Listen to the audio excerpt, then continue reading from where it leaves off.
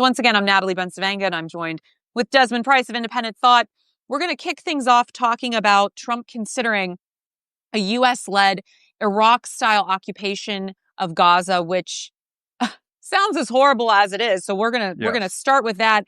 Then we're gonna talk about a new bill that may be passed that could prohibit ICE detaining U.S. citizens. But of course, who killed that? Take one guess. Republicans. We know who's doing that. And then breaking news: the mayor of Newark, speaking of ICE, has just been arrested during a protest. So we're going to dig into that more. And then we're going to talk about that Tufts student who had been also detained by ICE for no reason other than she wrote an op-ed in her student newspaper in Massachusetts. And a judge is now ordering her release.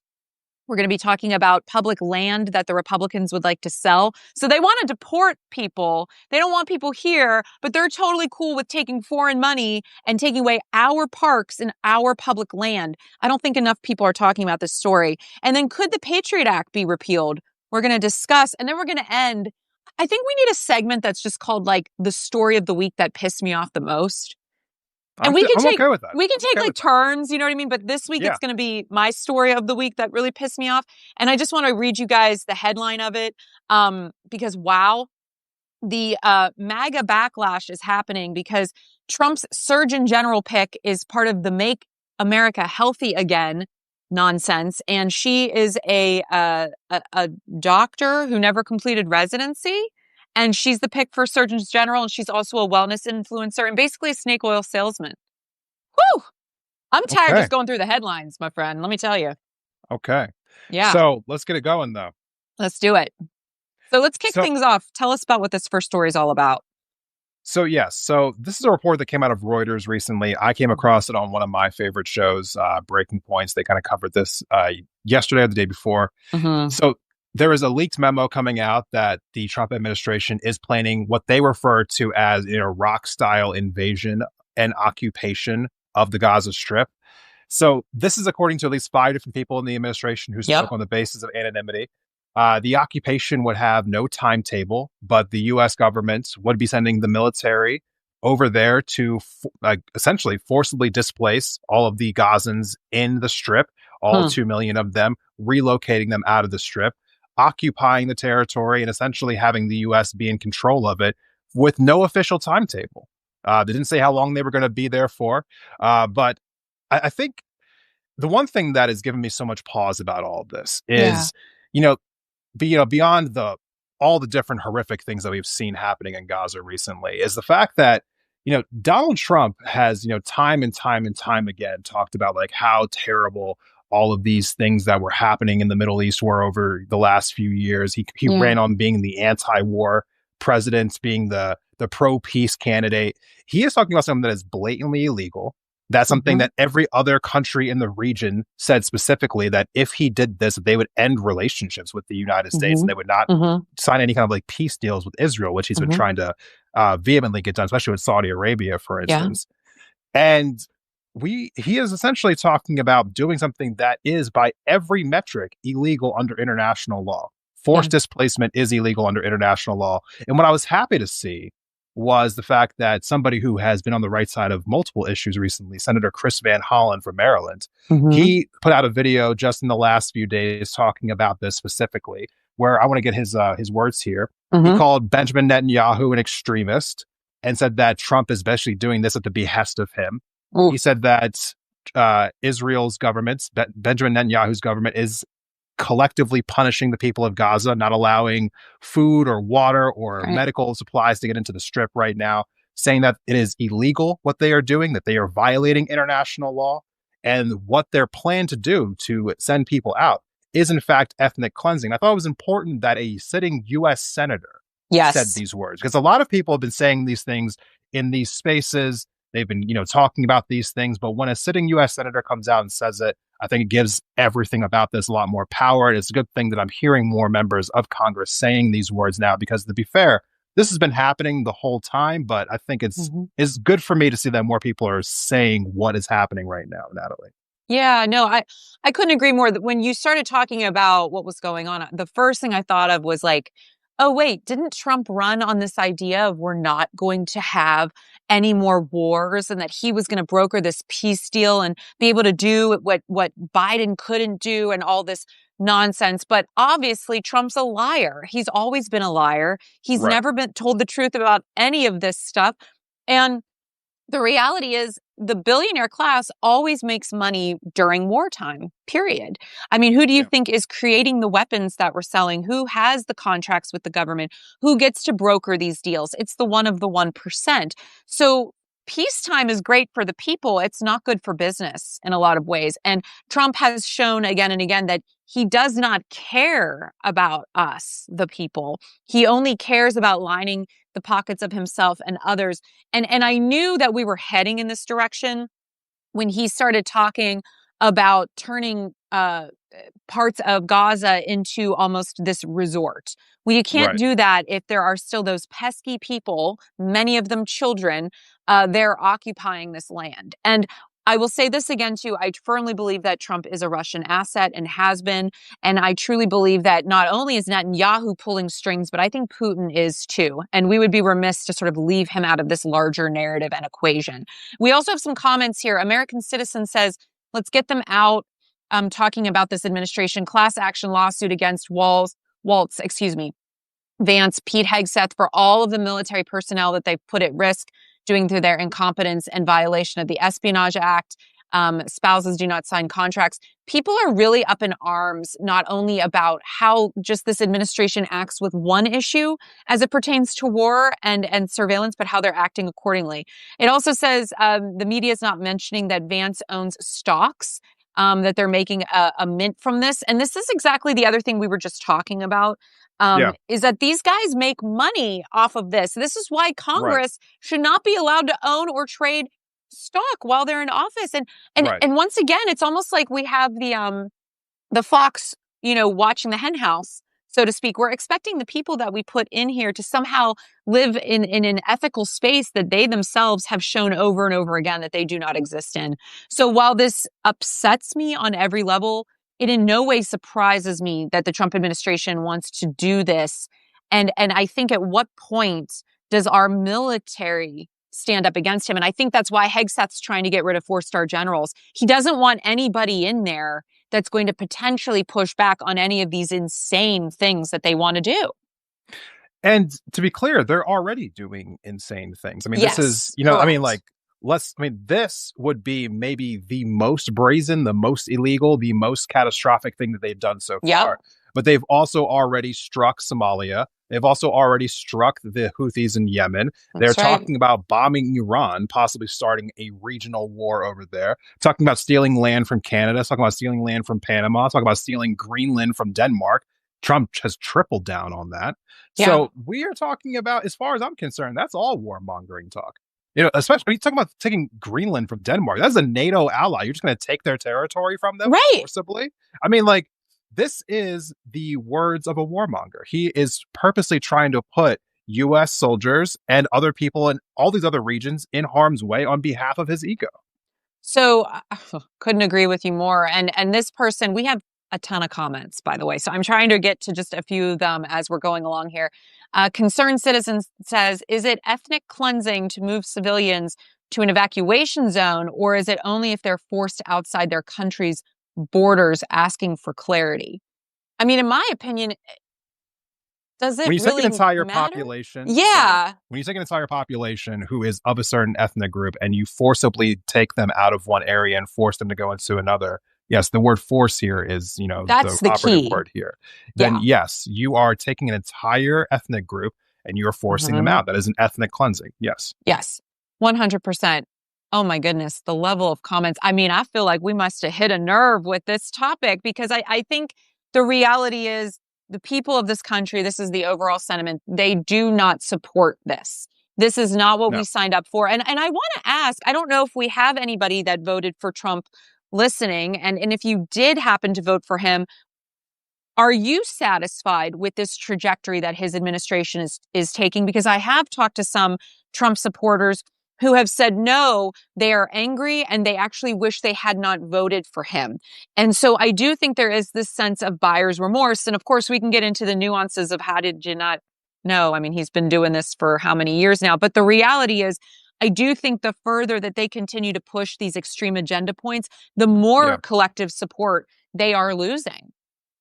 Yeah. And, they have been, Natalie, this whole Yeah, story crushes me, I know. because I know. I I have know. I've I been know. talking about Gaza Yes, on you my have. platform for quite a while now. I Yes. wasn't actually that informed about this situation until, like a lot of people were, in October of 2023. I spent some time Yes. trying to figure out more about it.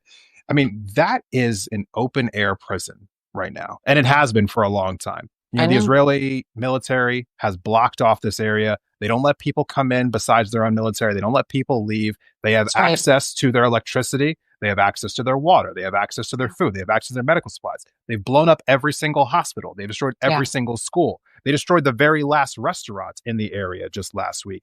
Mm-hmm. There aren't any standing buildings in Gaza. This is No. an area that No. it's 25 miles long, but the same size as Manhattan. There's Mm-hmm. 2 million people there. Half of them are children. The Yeah. median age is 19 years old. And they have been killing over 90% civilians. So Mm-hmm. yes, it's very hard for me to have this I know. conversation in a way that feels tampered down, honestly. Well, it shouldn't be tampered down. Why Yeah. should it be tampered down? I mean, your outrage is completely valid. And to me, if you're not outraged, then you're not paying attention to what is going on. I remember reading an account where the one doctor, I've been following a lot of the doctors that were over there and just listening to what they were saying. And the one said, the level of trauma that these physicians are going to have from this experience too, just working with these children. And one of them saying, she lost several limbs and asked the doctor, when are they going to grow back? I mean, we're talking about children who don't understand how any of this works because they're fucking children. And so the idea that they've not allowed aid in there, that they've blown up hospitals and schools, all these things that they said they weren't going to do, Right. it's another level of terror that I can't even begin to understand. My brain doesn't comprehend it. And I think for a lot of us, the only way people have been able to deal with this is to disassociate themselves from it. And that's why it's more important than ever that we do have these conversations and ground Right. it back into the here and now, that it's not something that's just happening over there, but it's something that's impacting people, which means it's impacting our collective sense of humanity. And that in and of itself, it's worth speaking on completely, Yeah, you know? absolutely. And so when we're talking about people around the globe, right? And Yeah. we're discussing what's happening to children in these spaces and just how we've allowed it to get to this place. We've talked about this theme a lot, which is you allow it to to happen over there because we're allowing things that are terrible to happen right here, and we're becoming desensitized. Right. Wait until I share this with you, because I couldn't believe this when I read this. I thought I misread it. The Republicans kill move to stop ICE from deporting U.S. citizens. This is Yeah. batshit crazy, one Democrat said of our current reality. House Republicans on Wednesday killed a measure that would have stopped ICE from being able to deport or detain U.S. citizens. The measure was originally an amendment introduced by Representative Pamela Pramila Jayapal. Jayapal. Thank you, Yeah. Jayapal, to President Trump's massive budget bill. And she said, my amendment is simple. I hope it has bipartisan support. It simply states that none of the funds in this bill may be used by ICE to detain or deport citizens. I hope we can all agree, whether you're Republican or Democrat, that U.S. citizens should never be detained by ICE or any agency conducting civil immigration enforcement, and they certainly should not be deported. Republicans won't support this. Desmond, what is happening? What is happening? I mean, we keep coming back to this, right? We're talking about, like, the Republicans becoming full fascists, but like that is what we are talking about here. Yeah. There should be no circumstance under which we are deporting American citizens outside of this country as because they committed a crime, or even if, I mean, like in a lot of these cases, they're not committing crimes. I mean, this Yep. is something that Justice Sotomayor spoke about when she made a dissent recently, saying that the Trump administration is trying to essentially normalize the idea that they can deport somebody That's to right. another country, whether they're an American citizen or not, and they'll get away with it as long as they can do it before the courts have a chance to intervene. Like that Yes. is what they are trying to normalize right now. And it's hard to really, I think, reconcile with what that's going to mean for all of us going Uh-huh. forward. Because I think to a degree, it almost feels like this isn't actually happening right now. Like, no, this can't be reality. And to a degree, I think it won't really start hitting home until it happens to somebody that you know. But right Mm, now, there are people disappearing off the streets. We that's are right. seeing also ICE is acting in a way that they really do feel like they are this unchecked, like even more so than just normal police. Oh, Like I they know. seem Oh, I know. like a true like secret police level They're the organization. Gestapo. Yeah, they are breaking. We saw the police report, no, the report coming out of Oklahoma like a week or so ago, where the a woman was had the ICE like break into her home, ransack the Oh, entire that was place, terrible. steal her life savings, throw her out into the street with her child. They wouldn't even let them get dressed, and then afterwards they were like, "Yeah, things got a little tough today, didn't they?" And then like, and she asked, "Can we get our stuff back?" And they're like, "Oh, maybe, Like, maybe." I can't wait for the day for them all to be thrown off their high horse because it's coming. It's coming. Mark my word. If there's one thing in this country we love to do, we love to build things up and rip them down, and their day is going to come. But what scares me about this, and people are commenting, and I'm agreeing with a lot of the sentiment here, is I think this all is a very well thought out plan to create labor camps so that the 1% can continue to strip us of our basic needs and then force us to have to work just to survive. And they want to go back to a feudalist society. And so these camps are going to be places for people that don't agree, that won't fall in line. I mean, these are concentration camps. There's a reason you don't do these inside your own nation, right? Out of Yeah. sight, out of mind. This is exactly out of the playbook with Germany in World War II. They sent people to another place to be in these horrific conditions where many and most of them died. And so for me, this also falls in line with the idea of mass incarceration and imprisoning people for cheap labor so that they're working for corporations for pennies every day. What we have to do at the heart of all of this is we've got to tax billionaire class out of existence, and we've got to make it so that the power goes back into the hands of the people before it is too late. At this point, the Democrats should be saying this every single day, that the Republicans want to deport U.S. citizens. This should be a talking point around conversation everywhere that they go. I don't care if you're at the local school board level, all the way up to the national, Congress. Every single one of them, this should be becoming a talking point, because the fact is, no Republican should ever be reelected if they believe that their own citizens should be deported. Period. Period. No, no. I mean, I cannot believe the things that are being normalized right now. Oh my God. I really cannot, Natalie. I can't wrap I my head know. around it. I think that anyone who is, going along with this right now, I think that these people should not be able to hold office again. I think some of these people Mm, should be finding themselves in front of a courtroom themselves at some point. I mean, we are talking about violating U.S. law in every way, shape, or form. I mean, it just yes. it doesn't make any sense to me. They're now talking about opening up a second uh, location outside of the Yeah. U.S. where they can deport people. They're trying to go to Libya now. Something that Hmm. Dropside News was reporting recently, and this is going to be over into eastern Libya, apparently, where that country has now been embroiled in civil war ever since we got involved with them back in, like, I think 2010. And there is a warlord who's currently occupying the eastern part of Libya, and they have labor camps over there that are just as terrible in every way that the ones in El Salvador are. And these are the places that the Trump administration are considering sending people over there to now. So much so that some people that ICE was trying to detain recently, people who were all from Asia, particularly, were being sent documents, being like essentially asking if they were okay with being deported to this place. To Oh. which obviously all of them said no. But the fact that they're starting to now like open up a second country as an option, it's horrific. It's absolutely horrific, Natalie. I I feel so depressed about this because, and believe me, I know I come from a very specific lived experience and vantage point when I say this, but Yeah. I come from a family of immigrants where they were able to actually actualize their American dream, right? My family Yeah. came from Italy, which I know is its own experience. And Yeah. my grandfather fought in World War II against the Nazis. He killed Nazis. My uncles received some of the highest medals of courage because they killed so many of these fascists, right? And they came back with a high school education, and my grandfather became a vacuum cleaner salesman, and my grandmother didn't have to work, and they were able to raise a family in a very comfortable middle class neighborhood. And that was that, right? And Yeah. so when I think of the American dream, it is colored by my family's experience and my grandfather telling me the funny stories because he liberated a concentration camp, and he said he would never tell me about it because I would have nightmares for the rest of my life. So he would only tell me the funny stories. So when I hear this stuff, I can't help but think to myself, what have we become?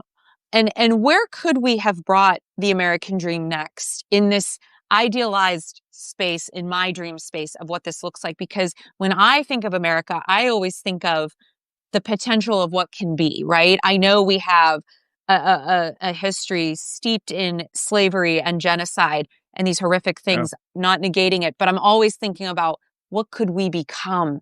And to see us backslide and become the very thing that a lot of our ancestors fought against, it is so appalling to me and it's so disgusting to me. And it makes me truly ashamed to be an American right now. Like I feel ashamed of the place that we are in collectively, even though I know so many of us don't agree with it or will fight and rise up against it.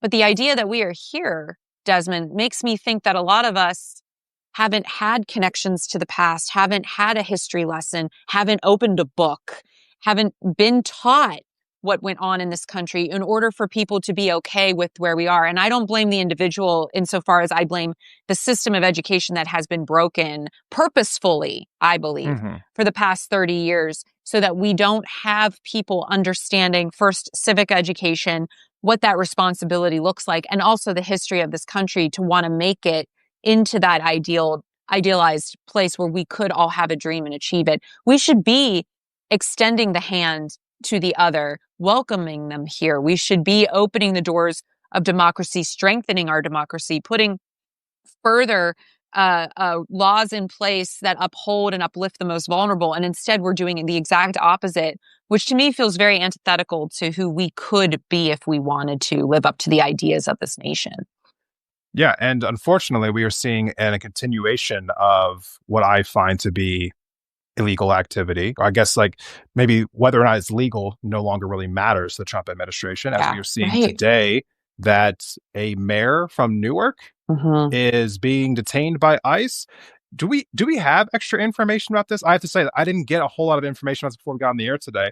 Saw a Yes. video of the mayor of Newark. Looks like they are protesting an Yes. ICE facility over in Jersey. This person's also running to be the gubernatorial candidate Mhm. in New Jersey as well. What do Yes. you have more about this? Yes. So this is breaking news, just happened this afternoon from CNBC. Yeah, Newark Mayor Raz Baraka arrested for alleged trespass at a New Jersey ICE detention facility. This is really good trouble, if we wanted to look at it from that perspective. He has been taken into custody, said interim U.S. Attorney Alina Hab- Hababab, a former criminal defense attorney for President Donald Trump. Baraka is a Democrat running for governor. At least three U.S. House Democrats from New Jersey were also at the detention center. And basically, he committed trespass and ignored multiple warnings, that's in quotes, from Department of Homeland Security officials who told him to leave the facility. He willingly chose to disregard the law. This will not, like, can we just stop there? He willingly chose. They're not in any way following the law at all. So I just wanted to add that. And Representative LaMonca McIver, who's also a Democrat from New Jersey, who witnessed yeah, the arrest, countered and said the mayor did nothing wrong. They asked him to leave. He did leave. And then the ICE officers came out to have a huddle and decided that Baraka should be arrested. And he had already left the property So what we see here is despicable, and you can see him being arrested in handcuffs. He is 55 years old.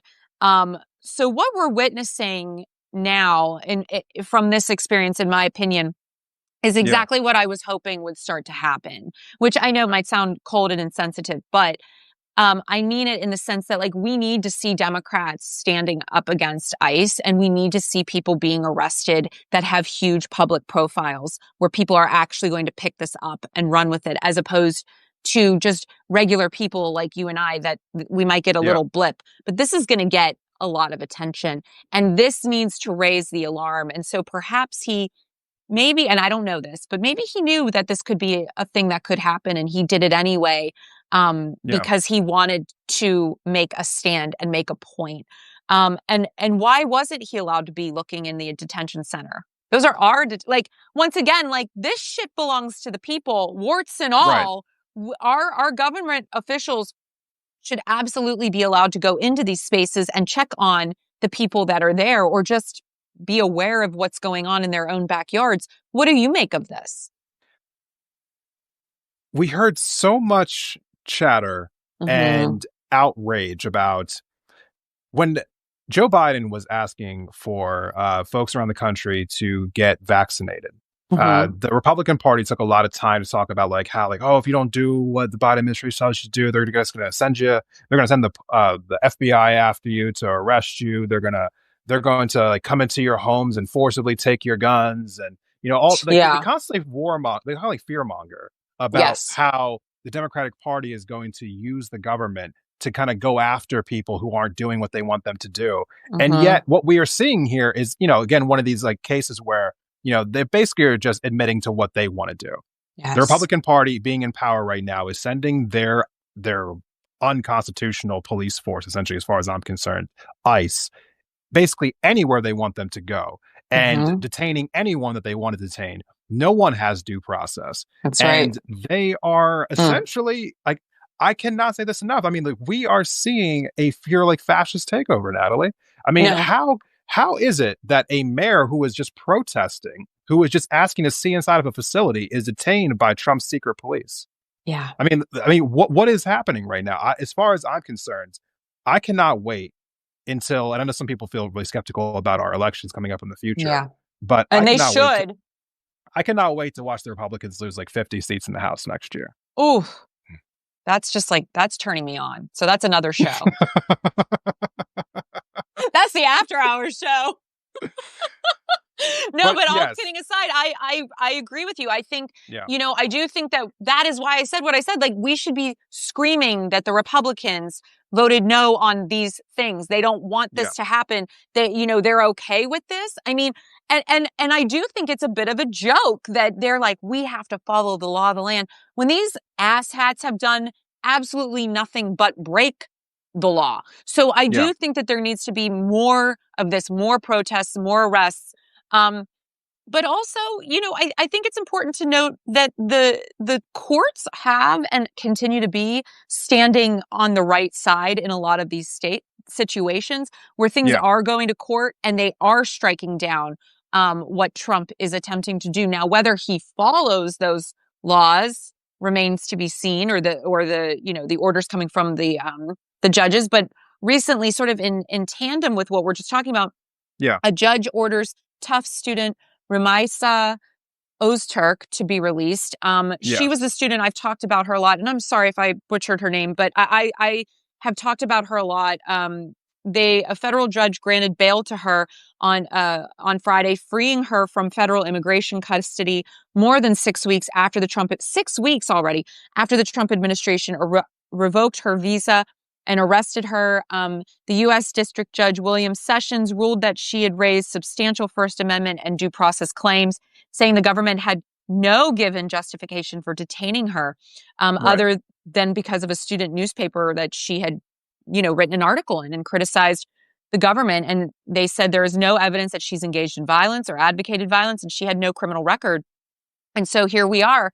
And so while a lot of us, I do think, feel scared, it's important to note that things are happening and are working, because, and I say this a lot, Desmond, I just don't want people to fall into that sense of despair, because that's what yes, fascists want. And we right, must fight that. And that's why it's good to have these conversations and talk about the wins too that are happening. Absolutely. I think talking about the positive things are an incredibly important part of every Mm-hmm. single story that we're kind of Mm-hmm. covering here. And Yeah. also, the one thing that I want to point out here that maybe a little bit less positive, but I think it's also important to Yeah. this conversation is what you're trying to do here, I think, is not just about criminalizing the speech of these people, but Yeah. it's about creating a precedent. Because Yes. when you start with Yes. a certain group, like, these Mm-hmm. are people who are in the country, like students going to school, but they're not actually like citizens of the US, or maybe they just have like a visa or, a green card. What you are essentially doing is once you start going after them, you are laying the groundwork, laying the precedent for going after people, criminalizing them for their Yeah. speech. And so essentially normalizing it amongst the American people, or attempting to anyway, in order to Mm-hmm. then use that for, US citizens, across the board. Yeah. Because more than anything, what Trump has shown and what his administration has shown is that what they would like to do is create this giant bubble for themselves where no one can criticize them, That's where no right. one can actually say anything bad, where no one can actually do anything that goes against their wishes. If you stand up to them in any kind of way, they want to squash you. When Yes. Harvard pushes back, they want to go back and say, like, oh, you can't have funding anymore. When students are speaking out against them or against Israel, we got to make sure that these people are locked up. If mayors want to get in the way, Mm-hmm. we need to arrest them. If judges want to get in the way, we need to arrest them. This is a calculated, just attempt to dismantle any kind of adversarial action against the Trump regime. Yes. And I think that if people are silent about it, if people do not speak up against it, then it will continue. And that is what they hope for. So, as you said before, people do need to understand that we do have a lot of power in these scenarios, and we need Yes, to we keep do. speaking about it. I'll say one good thing here. It's a little ancillary, Mm-hmm. kind of on here, but when talking about speaking up, right? Yeah. Saw a report just yesterday that there are many Republicans now who are considering not voting for the upcoming spending bill because they are worried about losing their seats next year in the midterm And elections they should be. because of the potential cuts to Medicaid. And Mm-hmm. also doing it also while giving huge tax breaks to the rich. And they Yeah. just don't know how they're going to be able to spend this to their constituents. And so a lot of them are getting cold feet now. And they're feeling like the Republican leadership is asking them to walk the plank. But what I'm trying to say here is that all of us Mm-hmm. collectively speaking out and Mm-hmm. yelling about this and Yep. talking about it, protesting, so on and so forth, it is now having an impact. And so I want everyone to remember that when we talk about all these other stories as well, because if we continue to do that, it will have an impact for the rest of these stories as well. Absolutely. If you're just joining us, and there's so many of you, and so many people leaving comments, and you're so appreciated. I'm Natalie Bensavenga, and I'm with Desmond Price of Independent Thought. And Desmond, if people want to follow us, where can they go? At the top of the screen, there is a little option Yes. for you to click on that. You can follow both of us. You can subscribe to both of us. If you're watching the playback of this later on some other platform, there are plenty of places to subscribe to us as well. So make sure that you do that. Awesome. Okay, back to it. We were just talking about getting loud, and this was a topic that I saw today or the other day that really kind of burned me up because once again, this is all about who's allowed to be on land, who isn't allowed to be on land, and who owns land. And so Yeah. this comes from NPR, and this was just on May 7th, so just Wednesday. And these are the kind of stories that fly under the radar. So I'm really glad we're spending a little attention on this. House Republicans approve amendment authorizing the sale of federal lands. So this is thousands of acres of federal public land in Nevada and Utah, two states where the federal government owns most of the land that has long been at the forefront of a controversial movement to cede control to private entities. Once again, the privatization angle of this just rears its ugly head. The House Natural Resources Committee approved the amendment late Tuesday night. I heard at 1 a.m. Yeah. after previously indicating federal land sales wouldn't be included. So they lied in this reconciliation bill. Most of the proposed land sales or exchanges appear to be aimed at building affordable housing on U.S. Forest Service and Bureau of Land Management land outside Las Vegas and Reno, Nevada, in a fast-growing southwestern Utah. And so people were saying that this is because of the difficulties trying to manage growing populations. Wow. The fact that they did this late at night without anybody really knowing that they were going to do this, and the fact that they lied about this. I want to know who's behind this, because this feels very fishy to me that this would happen. And the idea that they could just take public lands that belong to all of us and sell them to Yeah. the highest bidder in the name of affordable housing, which we all know that's not where this is going to land. No, It it's not. seemed disgusting to me and so offensive, especially to so many marginalized communities, and in particular to indigenous communities, when we're talking about deportation and taking American citizens off of American soil and deporting people for having opinions about government as they should, and then at the same time selling off our public parks. And this is the same group of people that is talking constantly about, this is our land, go back to your land, but then you're going to sell our land? So wait, what? So this all comes down to money, I guess. Silly me. And, the funny thing about it is it's not just money, it's about whose money and where that money's going, right? Period. Because the US government actually takes in a huge profit from public lands every year. I think the number is somewhere to the tune Yes. of $47 billion a year goes when you think about all the income that is generated from our public parks. And I think the operating budget somewhere around $3 billion a year. So it is a massive gain for the country at large. That's all tax revenue that comes in. That money would not be chipped away. It'll be Wow. privatized. So what else is new, right? So trying to find different ways to take public tax dollars that would go to the government and concentrate them amongst billionaires, which is, classic MO for this. But, the thing about it is I live in Montana. Yeah. This is a huge talking point here in this state. And you'd be surprised. Republican voters here in this state, that's the one thing that there is a true bipartisan consensus here in Montana, that everyone wants public lands to stay in public hands. That's the phrase that everyone uses. Yeah. And it is a rallying cry for anyone. Anyone who comes to this state and talks about selling off public lands is immediately ostracized. Nobody wants to hear anything from them. It's nice that there is actually some issues left that we can all agree on. And so I know for a fact that the Republican administration can't go out and say that their voters actually are for this, because there's no way in hell their voters are for this. This is where people go hiking. This is where people go fishing. This is where people go hunting, camp. So you can't sit here and say that anyone actually wants this. And we know for a fact this is going to be for affordable housing. I mean, let's just stop talking about that whatsoever. Every time that we see projects for affordable housing, ask yourself, how much affordable housing actually comes from these anyway? And not to mention the fact that we already have enough housing in this country to make sure that everyone is housed already. So it's Period. It is all a joke to me. Natalie, it's all a joke to me. I know for a fact this is just another opportunity for billionaires to make more profit off of money that originally was going to the public.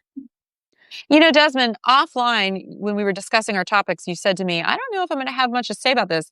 You certainly had a lot to say about it. I think it sparked something in you. Maybe it's that Montana air. It's all in there. It's all in there. It's just, it's hard. It's hard for me to take them seriously. I think in these conversations, it's hard for me not to keep saying kind of like the same 2 or 3 points, but it really is what it comes down to, though. We are seeing an administration who is just trying to take from all of us and concentrate wealth and resources amongst the few. That is the giant connective thread amongst almost all of these stories. And every time you get out of line, they want to smack you with some kind of authoritarian crackdown. That is the giant connective tissue between all of these things. Well, I think you hit the nail on the head with this idea of connectivity. And that's why I love having these conversations, because what we're talking about, it may all seem like different stuff. And you may feel like, I don't know all the details on that. It doesn't matter, because the threads are all the same. It's where do we want power and control to be concentrated? Do we want it to be spread diversely among the people, or do we want it to be concentrated into the hands of a few billionaires and some bought and paid for, dictator wannabes who are going to take and take and take from us? Right. And that's why it always goes back to this idea that the government belongs to us because it is of us. And so for people that say, I don't get involved in politics, well, baby, it's involved in you, from everything that you do, from the minute you wake up to the minute you go to bed, the air you breathe, the food you eat, the way you communicate, everything is political, because everything has been made, the decisions have been made around those issues. So you got to get involved. And so there's going to be issues that you are going to feel passionate about. And I encourage you to step into those spaces and actually act within your local community, get involved on a board, join a charitable organization, or run for a local office. So that's my little stump speech there. But there are other interesting things that are happening along these lines. Go ahead. I was going to say, speaking of communication, Yeah. the Patriot Act. Read my mind. Read my mind. Go ahead. Tell us about what's going on here. So, Representative, I apologize. Representative Anna Paulina Luna, I believe, is her name. Works for me. She's actually a Republican Mhm. from Florida's 13th Great state district. of Florida. Yes. Yeah, and she brought out a one-page bill. It basically just says we want to repeal the Patriot Act. This is not common knowledge for maybe the younger crowd. Yeah. But the Patriot Act may just be one of the single biggest, I guess, like pieces in the domino effect of where we are today. Yeah. And when it came into effect back in 2001 after 9/11, it was supposed to be a temporary measure that allowed the federal government to essentially warrantlessly spy on anyone in the country. And I mean anyone. So, we talk about right now about civil rights being stripped away, but like this was maybe one of the biggest strips of civil rights, so, a way that we've ever seen. So much so that even a president or a candidate, Barack Obama, ran on in 2007 repealing the Patriot Act. I will say that he never did, obviously, which is a whole different conversation. But this thing is still into effect today. It allowed the federal government to spy on basically every aspect of your life as long as they said that they assumed that you might be involved in terrorism in some shade way. They didn't have to prove it in court. They didn't have to show any reason why they might be suspecting you as terrorism. But as long as they said that they were, they could open up your emails. They could read all of your text messages. They could listen to all of your phone calls. They could go through your search history, go through your shopping history, go through your medical history, do everything. The government still has access to that power today. So they can do all of that still. They have the ability to open up every aspect of your life, go into it with a fine-tooth comb and take out whatever they want to, all without a warrant. And so I don't care who, brought up a bill wanting to get rid of this or what state they're from or what party they're in. I'm for it. Listen, first of all, I could go into a whole side thing, which I won't, about how I first started getting into political conversation, and it was because of the Patriot Act. I was in high school when I learned about this. I was in a class when we saw the planes hit the towers. I live in a state where one of those where one of those planes basically crashed. And I've done a lot of digging on my own on different theories of what really happened that day. But to me, the takeaway of this was, whatever caused this and whatever was behind this, there was a real reason. And that reason was so they could start to consolidate power, provide the government with more power, and they needed a way to do that. And that was the impetus. 9/11 was the impetus. And so what I love about what's happening with this idea of repealing the Patriot Act, which was a terrible act and should never have been placed into law under any circumstances, this should not be a polarizing conversation because we all deserve a certain level of security, freedom, and privacy. And there is this thing called the legal process. And if you think I did something wrong, then you have to prove that I did something wrong. It should not be this other way around where I'm subjected to basically being terrorized until I'm able to prove that I didn't do it. That's not how this system is supposed to work. Yeah. And so I'm really happy. Guilty. Well, yeah, it used to be that way. Think. You would think. And so with everything the Trump administration is trying to do to further, by eliminating due process, sending American citizens to concentration camps in foreign nations, et cetera, this to me would be such a poke in that armor. It would pop that balloon, right? So the fact, though, that it's coming from a Republican is the key. And I have a theory. I have a prediction, Desmond. Here's my prediction. This just came to me. I think that we're going to see a revolt of some Republicans in very conservative states happening. Yeah. Because these people are so far right. They hate the government regardless, right? And so at some point, if you piss enough of them off, and I think we're getting to that point, they're going to start revolting against this whole thing. And I'm already hearing it in some of the ether in some of these rooms that I'm in. People are mad at Trump. They're not comfortable with where this is going, and they don't want to be a part of it. So don't be surprised if some perhaps extremely progressive legislation starts to emerge out of the deep red states. Maybe this is my optimism speaking, but I kind of feel it in my bones that something is going to turn here. And this to me, I was like, ooh, this feels like the start of this, because it doesn't really matter if this goes anywhere yet, but the fact that a Republican brought this forward to repeal the Patriot Act, that means something in Florida. That means something. It does. And she referenced the deep states Yep. in her address to bringing this bill up. And also, let's be fair, there are some progressive things that are already happening in red states. I mean, Yes, absolutely. we have Absolutely. seen that Florida, for instance, did pass a $15 an hour minimum wage that I think Governor DeSantis is now trying to find a way to circumvent. And Mhm. that passed about at the same margins that Trump got elected. So a lot of Republicans were on board with raising the minimum wage. And I think as a state like Florida, particularly, sees the effects of the Trump administration kind of take hold, where less and less people from different countries are able to do a lot of the jobs that were being done in Florida now. And so now they're being replaced with children as they are Mhm. rolling back child labor laws in that state to have them work in some of these really dangerous conditions. Yeah. I think more and more people are going to wake up to seeing what's going on Yeah. in those states around the country. So yes, I think I wouldn't say all of it, because I think there are people who are truly in the cults, but I do think that Sure. there are enough people who had a Yeah. transactional appeal with Donald Trump. He will shed that support.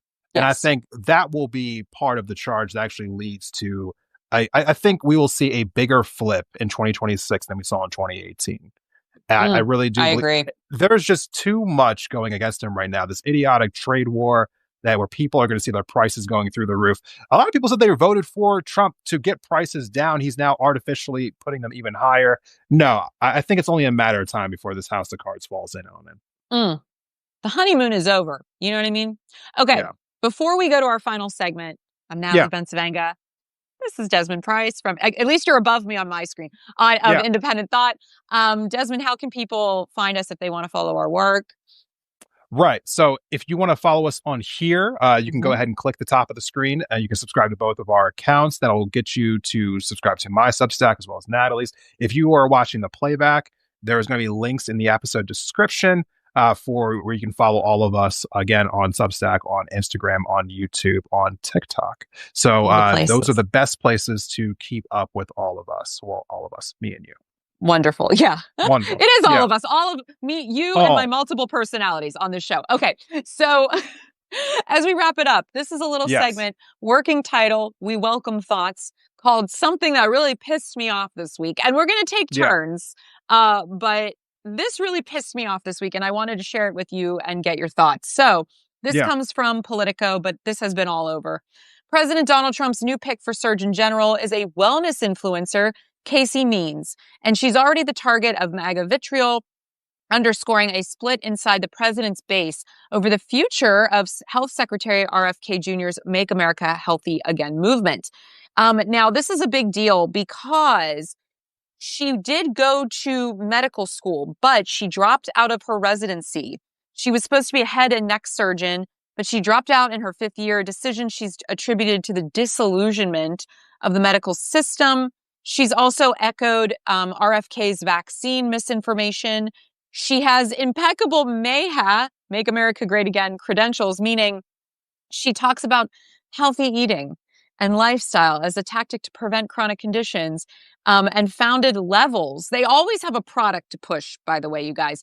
A biowearables and health tracking company funded by a venture capitalist firm whose founders endorsed Trump last year. One of the founders, Sam Korkos, reportedly is now the Treasury Department's chief information officer.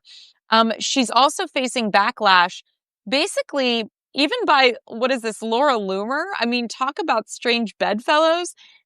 Maybe Marco Rubio can be Surgeon General and save us from this woo-woo woman, said Loomer on X. Marco Rubio, by the way, has 4 jobs currently, and I don't like the man, but I still feel sorry from him. And she's Yeah. also attracted negative attention from other people as well, mostly because she is incredibly unqualified to be in this role. People are calling her a snake oil salesman and an influencer. And while she completed medical school, not completing residency doesn't really make her qualified to be, a working physician, and especially a head and neck surgeon. So I find this all very fascinating and also incredibly infuriating, once again, Yeah. because I feel like RFK Jr. Was one of the worst people picked for his cabinet, hands down, in my book. And also, He's got some good competition, though. oh, I know, but well, it's between I him and mean, Hegseth. And we Bondi haven't and we haven't Patel. seen Linda McMahon get going yet. No, that's true. But She wants to honestly, get rid of the Department of Education. That I could be, know, so I there's know. some contenders here, God, we need to do a show just on the Gabbett tier contenders. list, It's true. But I do Yeah. think RFK Jr. is incredibly dangerous.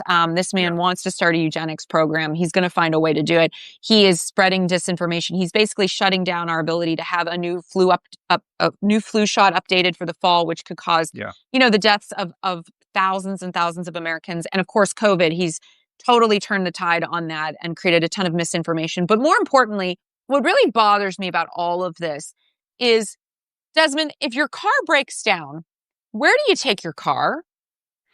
Someone who knows how to fix one, a mechanic or a friend who is a mechanic. Correct. So, Yeah. you wouldn't take it to me, a journalist. Are you a mechanic? I am not, just to No, clarify. then I would not. Okay. So that hurts my feelings because apparently I am qualified to take care of your car, because I'm not a mechanic. I'm a maverick, and I'm going to find a solution to it that a normal mechanic wouldn't find out, because those mechanics, they're just trying to rip you off. I mean, this is the mentality of a lot of where these cabinet selections have been sort of started from. And to me, it's once again a clear indication that Trump is not working for the American people, because he's putting people in positions of power who are actively harming and undermining us. What did you make of this story of the Surgeon General being a residency dropout snake oil saleswoman in this case? If you are following my content for long enough, you will see that I will make a concerted effort to try to find the connections between stories. It's just a common theme. Yeah, I like common themes. Clearly, look at our show today. Right. RFK Jr., as we talked before, Linda McMahon, Pete Hegseth. When I look around, actually, people that Trump has given cabinet positions to, people that Trump has given ambassadorships to, there is usually some kind of connective tissue with it. It's usually either this includes Elon Musk, either you gave me a bunch of money and now therefore I'm returning the favor, or you gave me a lot of praise and now I'm returning the favor. Trump operates in very simple currencies. Did you give me money? Did you suck up to me? If the answer is yes to one of those two things, then I have a position for you. Everything else doesn't matter, because I will sell it. I'm the ultimate salesman. I'll say whatever needs to be said in the public. Everyone will get on board. Everything will be okay. And unfortunately, to a degree, that has been working, because people who are unqualified across the board keep finding ways into positions of power. Today, Janine Shapiro found her way to be the new attorney general for Washington, D.C. Yes. Fox News. Wasn't another Fox? What is it with Fox News? I mean, just said damn. We just, I know. Did you kiss his ass enough? Then I have a position for you to have. Like, that is the connective tissue through all of this. And so that's what I make of it. At the end of the day, if you suck up to Donald Trump, he will make sure that you have some position in his government. Like, that's what it really is.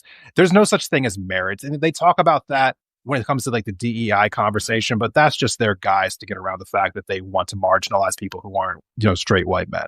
So like, they don't care about merit. They never have. Donald Trump is the most meritless president that we've ever seen in our entire life. So let's not talk about merit when it comes to anything around Trump or his administration. So that is my take on all of this, Natalie. It is another like brick in the wall of an entire like organization of people that have no business being where they are. Like, they are the ultimate example of failing up in life. Yeah.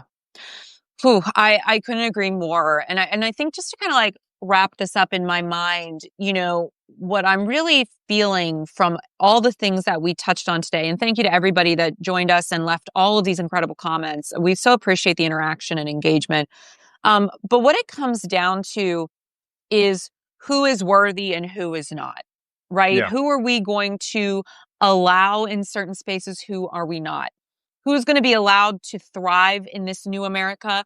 and who will not. And a lot of it is going to fall along racial lines, gender lines, and economic lines. And we both have our own lived experiences that are not going to put us in the category Yeah. of first in line for to be in this new America. And so I have to ask Yeah. everybody that's listening, and to you, Desmond, too, at what point do we collectively say this is not going to work anymore? Is there a true revolution on the horizon in this country? I don't know. I'm not saying in our lifetime necessarily, but we're a young nation. We're only 200 plus really years old, right? If you do the math, it's only, yeah, like 250, 230, something like that. 250 So, next year. yeah. So, Yeah. oh, wow. So that's a big one. Yeah. So we're a very young country in a lot of Yeah. ways.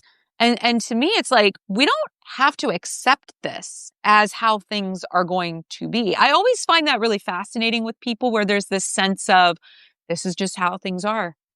Right. Why? Why? We've dreamed what we lived, so we can dream something else into existence. And I don't mean that in a woo-woo way. I mean that in a very realistic way of saying, if we bring enough people together, we can say these are the things that we want. And so moving on the other side of this fascist state, what will that look like? And will it be expedited because enough Republicans are starting to get pissed off? And could there be a day where we could see a true revolution where the people of this nation finally get the things that we all deserve, like clean air, clean water, like universal health care, higher education for free, all of the things like paid leave, all the things that you and I talk about, and real social justice? There are so many different layers to this. Mm-hmm. I want to say so. I'm not sure that I can condense it all into one like 2 minute answer or less.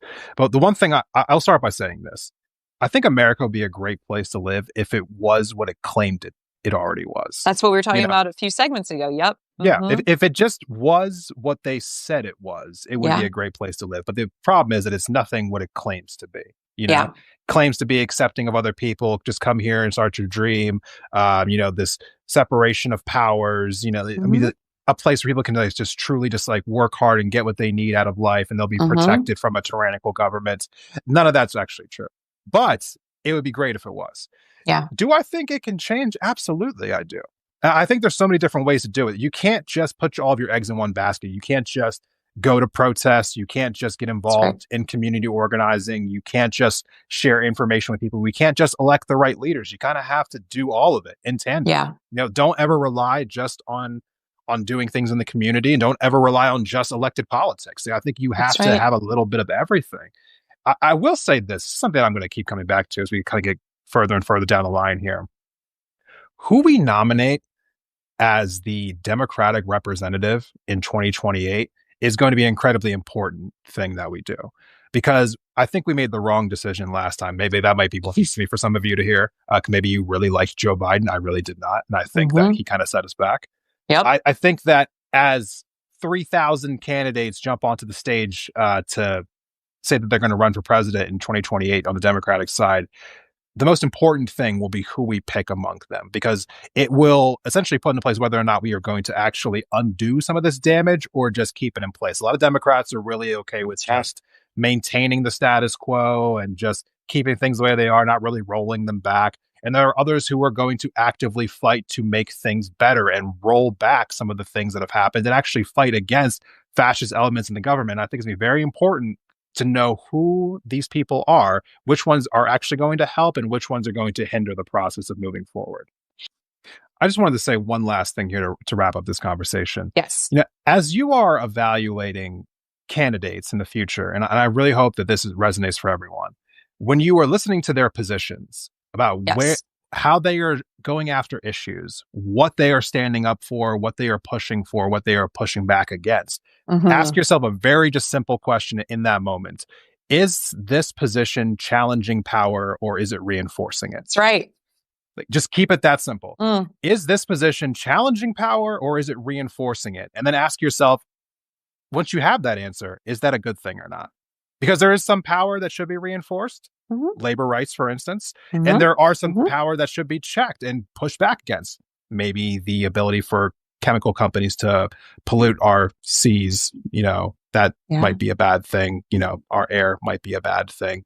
The military industrial complex might be a bad thing. So just ask yourself, again, what are people, pushing for? What are they pushing back against? Is this a good thing or not? And I think that will help you kind of figure out whether or not you want to support somebody, because I think sometimes it's easy to get lost in whether or not a candidate is actually someone you should be endorsing or not. Yeah. Just something for the future. And it's always a good thing to be in conversation together. And I appreciate you so much, Desmond, for taking time out, as always, to have these conversations. And for all of the people that left comments, thank you so much. I'm Natalie Bencivenga. Please check me out on Substack. And of course, my friend here, he's amazing. So if you aren't following his work, you absolutely should. And we're going to continue to do this because there is something to be said for speaking truth to power in all of these spaces and places that we inhabit. We are the government because we, the people, should be making the decisions that dictate the rest of our lives. So I hope we can all come together across party lines and put people in positions to represent us that make decisions that move us forward in the right direction. Yeah, absolutely. Natalie, thank you for coming on again today. We haven't figured out a name for our show yet. I feel like you're like subtly trying to like have it be in conversation with, but that was your name of your radio show. That's just because I'm so used to saying it. That was my radio show. We're not using that. I don't know if that can be the name, but Natalie might be starting a podcast soon. So that could be the name of her podcast. That could be. I'll just continue that thread somewhere. Yeah, we're going to figure out a name for this. But anyway, we will be back next Friday. Yeah. I believe that we will be here around like 5:30 Eastern time, approximately somewhere in that frame. Yes. Tennessee. But we will be back next Friday. And hopefully the Friday after that and the Friday after that, we'll let you know. Listen, we're trying to do this every week. So we hope you guys will keep showing up because we're going to be here talking about it because it's important. All right. Well, thank you so much for being here today, everyone. And we'll see you next time. Bye, everybody.